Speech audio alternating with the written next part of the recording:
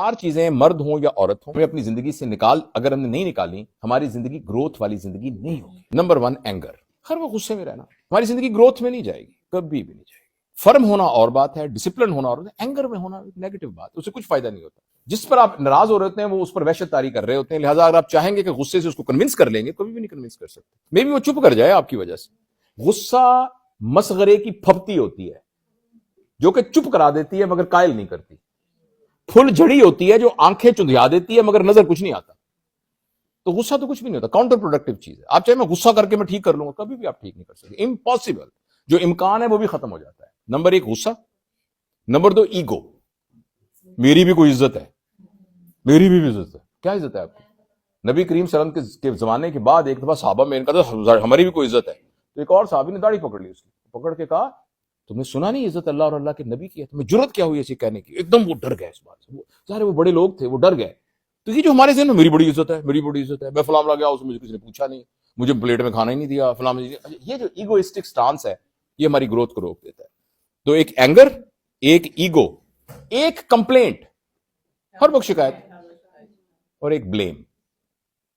اس کا یہ ذمہ دار ہے. اس کا یہ چاروں نیگیٹو سائیکولوجیکل فینومینا ہے. جب ہم بلیم کرتے ہیں تو ہم کہتے ہیں میرے حالات خراب ہونے کی وجہ وہ ہے, جب تک وہ چینج نہیں ہوتا میں چینج نہیں ہو سکتا, چونکہ اس نے چینج ہونا نہیں, لہذا میں نے بھی نہیں کبھی چینج ہونا.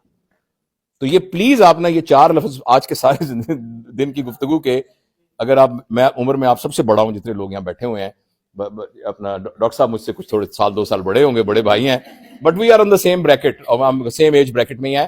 تو اس لیے میں تھوڑی سی نا اس اپنے سفید بالوں کی وجہ سے تھوڑی اتھارٹی بھی یوز کر سکتا ہوں.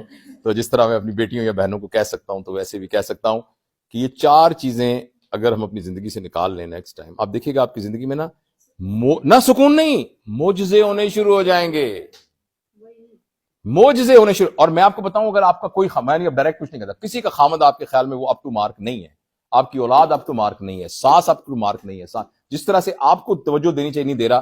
آپ صرف اپنے اوپر محنت کریں, اور یہ ایک ایسا زبردست رسماتی کام ہے. محنت آپ اپنے اوپر کریں گے, تبدیلی دوسرے میں آنی شروع ہو جائے گی.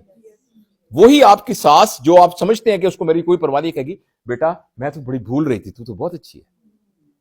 لیکن اب آپ سب جو آپ یہ دیکھیں کہ آپ کی ساس آپ کے بارے میں کیا رائے رکھتی ہے, اور آپ اینگر, کمپلینٹ, بلیم اور یعنی ایگو سے اس کے خیال کو سپلیمنٹ کر رہی ہیں, اس کے خیال کو راسخ کر رہی ہیں.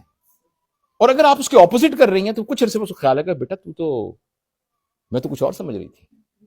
یہ بات. تھینک یو ویری مچ, بہت شکریہ.